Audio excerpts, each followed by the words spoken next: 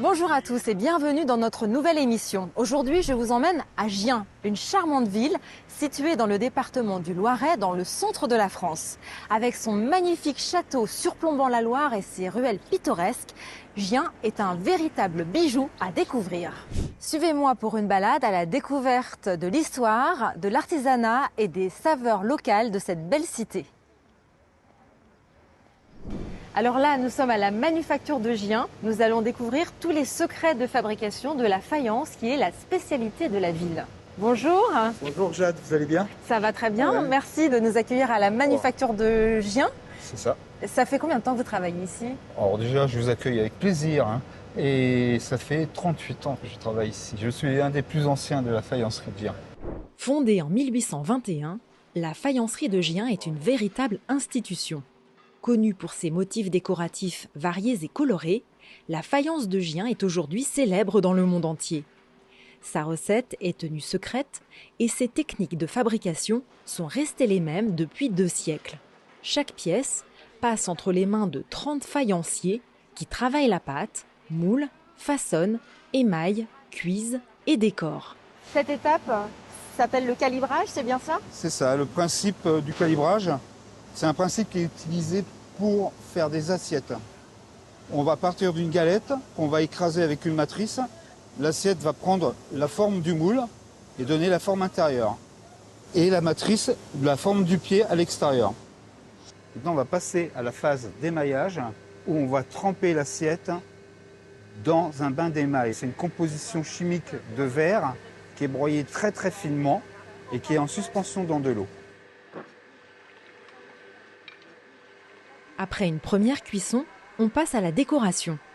Les pièces sont décorées selon la technique de la chromolithographie, c'est-à-dire que le décor est appliqué, telle une décalcomanie, sur une pièce blanche émaillée.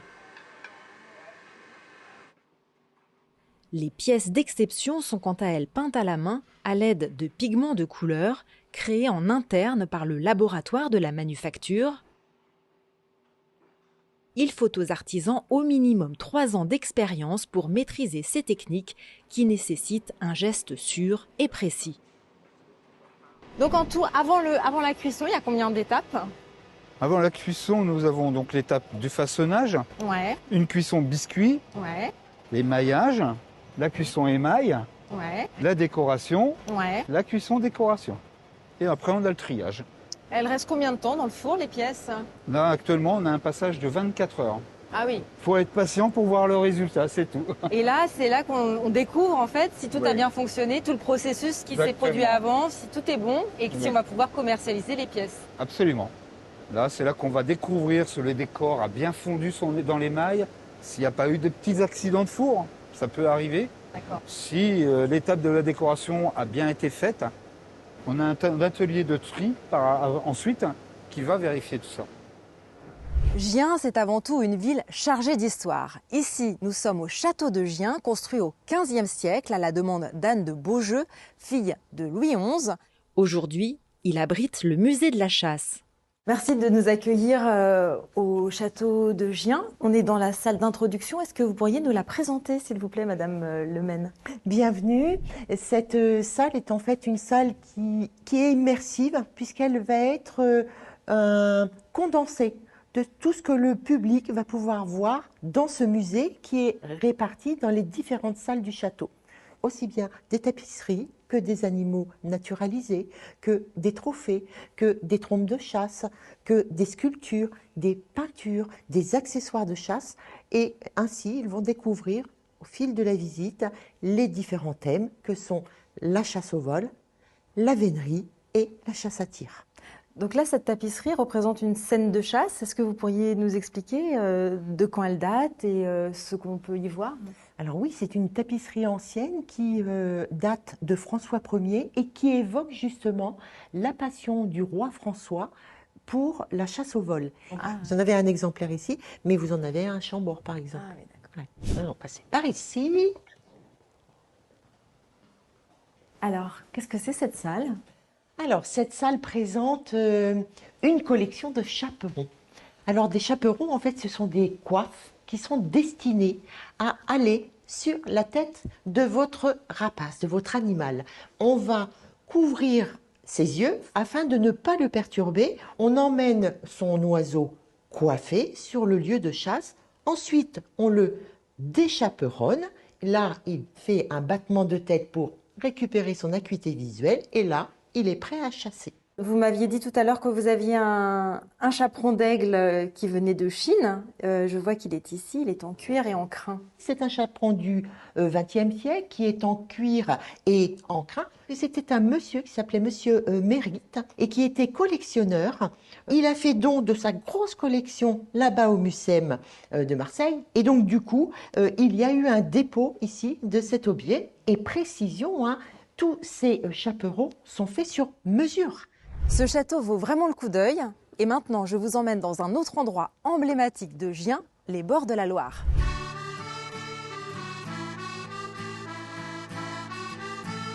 Et pour découvrir la Loire, nous embarquons dans une toux cabanée avec un groupe de mariniers. Donc nous on est un groupe de mariniers, les Filles de Galarne de Gien, un groupe qui a une trentaine d'années. Hein. Donc ça c'est une toux cabanée que l'on a mis en service il y a un an, qui est toute récente. Et donc ça, c'est le bateau traditionnel de la Loire. Ça fait partie des bateaux traditionnels de la Loire avec les futraux. Et aujourd'hui, c'est une merveilleuse façon de découvrir les bords de la Loire. C'est tout à fait ça. Donc il y a beaucoup de groupes sur tout le long de la Loire, hein, dans toutes les petites villes, qui ont des bateaux. C'est utilisé d'une manière plus ludique, déjà pour faire revivre la Loire avec son côté traditionnel. Hein. C'est assez sympathique. Et puis ça nous permet de se regrouper. Voilà. D'accord.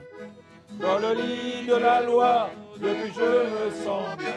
Dans le lit de la Loire, depuis je me sens bien. Oh, et matelot, il n'y a pas de l'eau qui coule sur les ponts. Oh, et matelot, il y a des tonneaux arrimés sur ton pont. Oh, et matelot, il n'y a pas de l'eau qui coule sur les ponts. Oh, et matelot,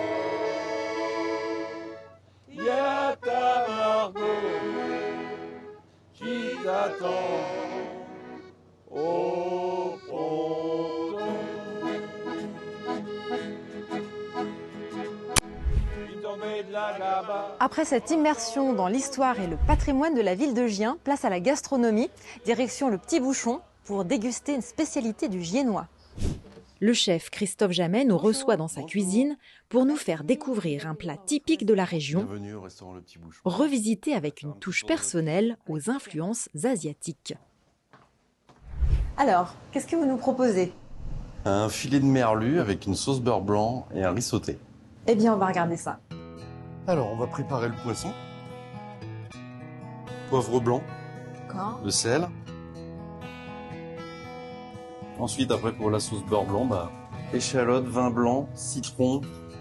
Et pour ma part, un peu de gingembre frais. En fait, j'aime bien la cuisine asiatique. Ouais. Et puis, ça, c'est les petites touches. Enfin, moi, ça apporte de la fraîcheur. Ouais. Voilà. Je le marque à peu près 2-3 minutes Ouais. sur le côté peau. Ensuite, je vais le retourner 1 minute côté chair. Et je finis la cuisson au four à 200 degrés pendant environ 3 minutes. Un riz basmati, cuit la veille, qu'on fait sauter dans l'huile, avec une fondue de poireaux, de l'omelette, la sauce Milkman, saké et sauce soja. Et donc, on le fait sauter à la chinoise.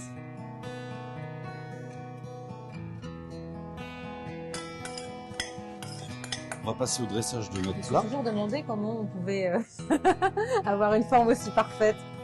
On vient déposer notre poisson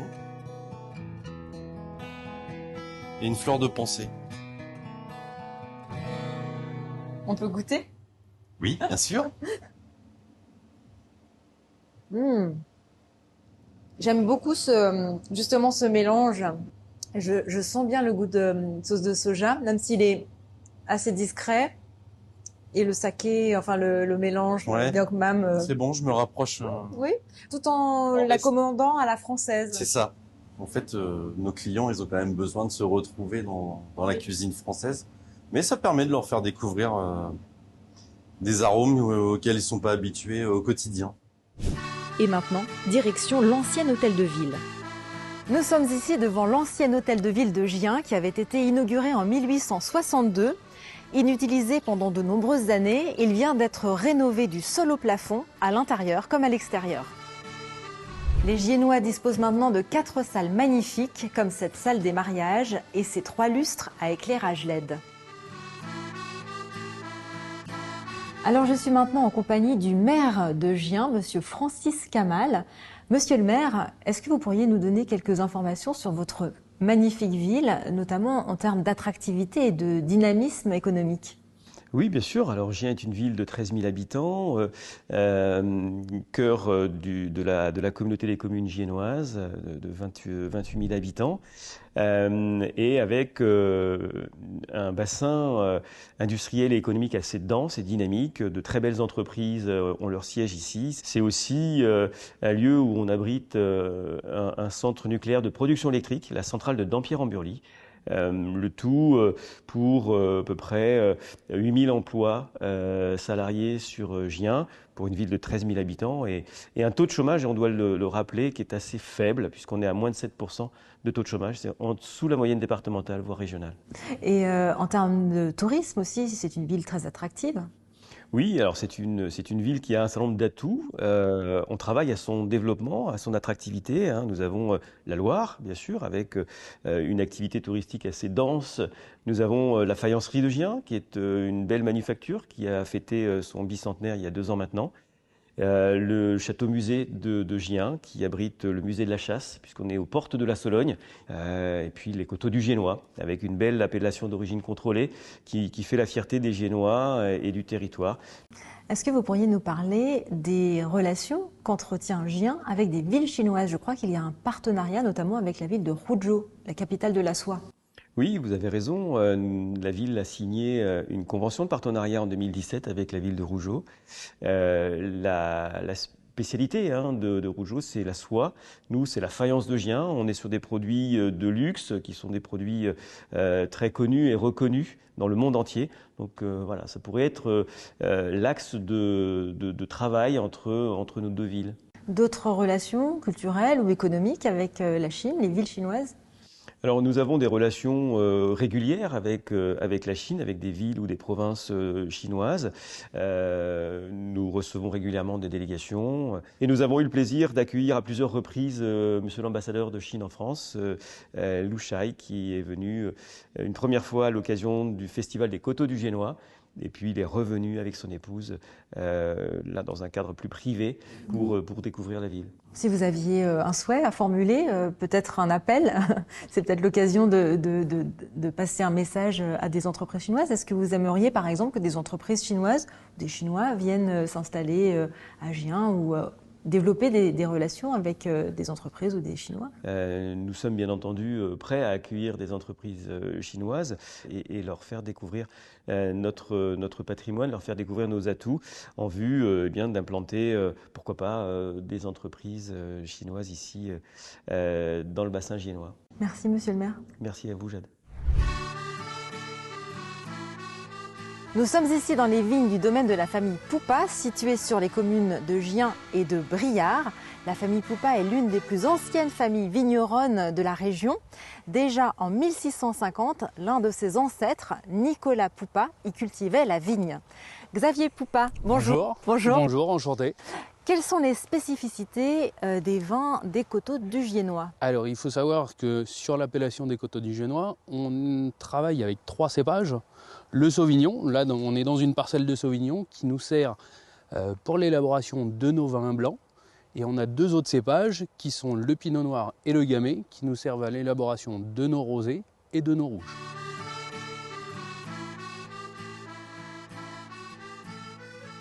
Donc là, on va déguster le rosé 2023, c'est la cuvée Le Trocadéro. Très jolie couleur. Oui, on essaye d'avoir une couleur rose, mais couleur saumon. Un peu comme votre veste, c'est pas mal. J'étais en train de me dire. Il est délicieux. Ah, merci. Et est-ce qu'il s'accorde bien avec la cuisine chinoise? Oui, effectivement, avec la cuisine chinoise, un rosé va très bien s'accorder. sachant que c'est des plats qui sont souvent marinés, sur la cuisine chinoise ou même asiatique en général.